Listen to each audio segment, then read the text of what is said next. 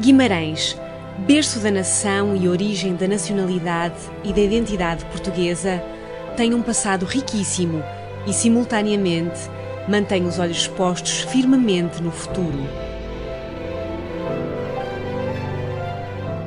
Habitada desde a época do Calcolítico, a zona tem albergado uma grande variedade de povos e culturas, conferindo-lhe uma tradição histórica como local de criação de riqueza e cultura. As terras férteis, o clima ameno e a abundância de linhas de água desde sempre tornaram esta região propícia à fixação humana. Entre vários vestígios arqueológicos no concelho, um dos mais deslumbrantes é a Citânia de Briteiros, castro de origem pré-romana e um dos mais importantes do noroeste peninsular.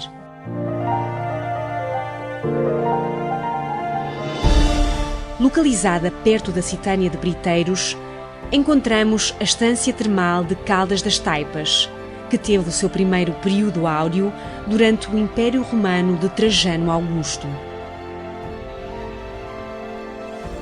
Durante a época medieval, o concelho de Guimarães foi escolhido como local de vários mosteiros importantes, dentro da cidade e nos seus arredores. Também desde esta época foi um importante polo transformador de matérias-primas, nomeadamente com as indústrias dos cortumes e das cutelarias. Um dos principais mosteiros está localizado na vila de São Turcato, figura incontornável dos primórdios da evangelização nesta região. O seu mosteiro é palco de uma das maiores e mais concorridas romarias do Minho, a Romaria Grande de São Turcato. São Turcato é considerado por muitos ter sido o local da Batalha de São Mamede, e o seu campo da Ataca, cujo nome deriva do verbo atacar, integra um arranjo artístico monumental que celebra este acontecimento.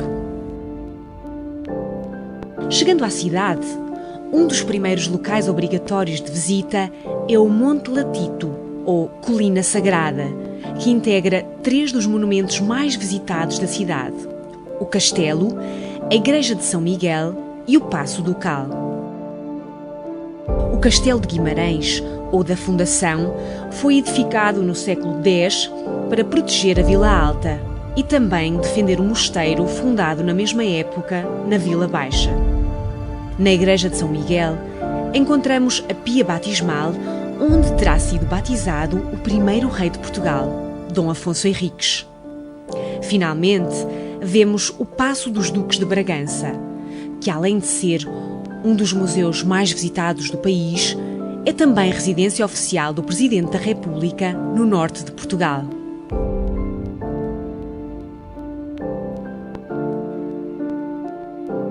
Descendo da Colina Sagrada para o centro histórico, pela Rua de Santa Maria, a mais medieval das ruas da cidade, que antigamente ligou o mosteiro com o castelo, encontramos um conjunto belíssimo de edifícios medievais, onde o traçado das ruas estreitas preserva a aura da vila medieval. A autenticidade da reabilitação física e a manutenção da população residente foram elementos fundamentais para a classificação do centro histórico como Património Cultural da Humanidade pela Unesco em 2001. É difícil saber por onde começar numa cidade tão rica em tesouros arquitetónicos, mas um dos locais mais óbvios é o Largo da Oliveira, local de um dos mais significativos exemplares de arquitetura gótica no norte de Portugal, a Igreja de Nossa Senhora da Oliveira. O local ocupado pela igreja e pelo Museu Alberto Sampaio originalmente albergou o mosteiro fundado pela Condessa Momadona Dias, no século X, que posteriormente foi transformado na Colegiada Real de Santa Maria de Guimarães, uma das mais importantes e ricas instituições religiosas do país na Baixa Idade Média. Obras-primas do museu incluem as ofertas feitas por Dom João I a Nossa Senhora da Oliveira no final do século XIV, o deslumbrante tríptico gótico de prata dourada representando a Natividade e o lodel, veste militar que o rei usou na Batalha de Aljubarrota. O Largo da Oliveira e a Praça de São Tiago, repletos de esplanadas, são dois dos lugares mais emblemáticos da cidade, reveladores de todo o esplendor de Guimarães medieval. As freiras clarissas do convento de Santa Clara, cujo edifício é atualmente ocupado pela Câmara Municipal, eram mestres na preparação de doçaria, sendo o toucinho do céu e as tortas de Guimarães duas receitas originais ainda preservadas em alguns estabelecimentos comerciais.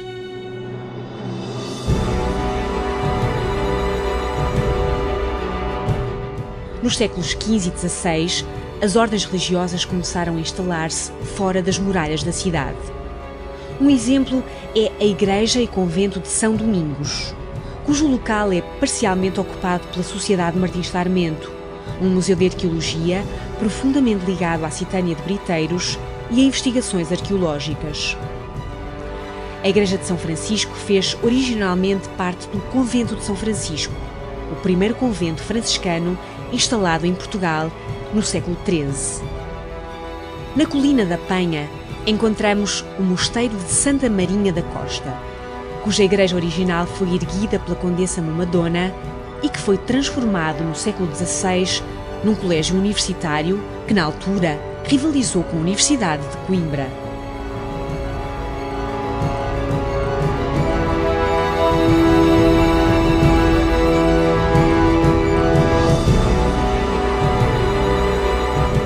O Monte da Penha, incorporando o santuário e o teleférico, alberga um conjunto de serviços e atrativos turísticos, oferecendo ainda vistas espetaculares sobre a cidade, revelando, nos dias mais limpos, um vasto horizonte que se estende ao longo do rio Ave até ao Oceano Atlântico.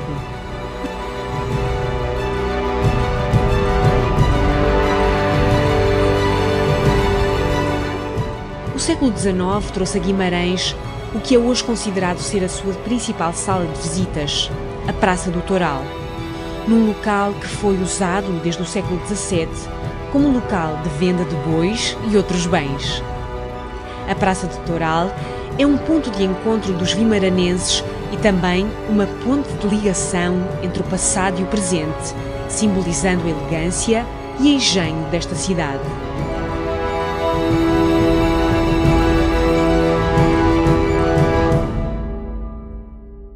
Dentro da cidade, uma das principais zonas de produção industrial foi a zona de Couros, atravessada pelo rio Couros, onde podemos ver ainda hoje os antigos tanques de limpeza e tratamento das peles. Esta zona tem beneficiado de uma profunda intervenção nos últimos anos, com a recuperação de antigas unidades industriais para a instalação de equipamentos como o Centro de Formação Pós-Graduada, o Centro de Ciência Viva e, em parceria com a Universidade do Minho, o Instituto de Design. O principal polo da Universidade do Minho na cidade é o campus de Azurém, que catalisa a produção de conhecimento na zona e o lançamento de novas iniciativas empresariais.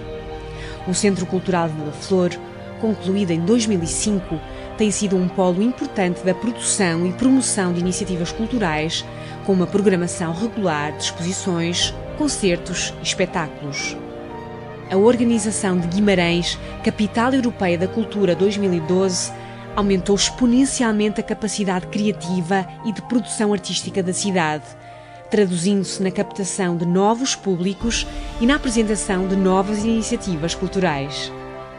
As novas infraestruturas criadas incluem, entre outros, a Plataforma das Artes e da Criatividade, que transformou o antigo mercado municipal num espaço multifuncional dedicado a atividades artísticas, culturais e oficinas de projetos ligados às artes e às indústrias criativas.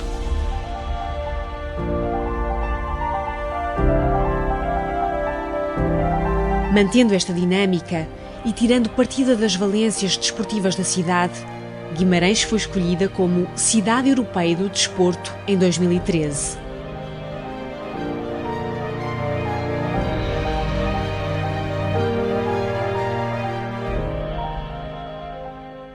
Com todos estes atrativos, a cidade de Guimarães e o seu centro histórico em particular são visitados por centenas de milhares de pessoas a cada ano. Guimarães não é só um local de ver e fotografar.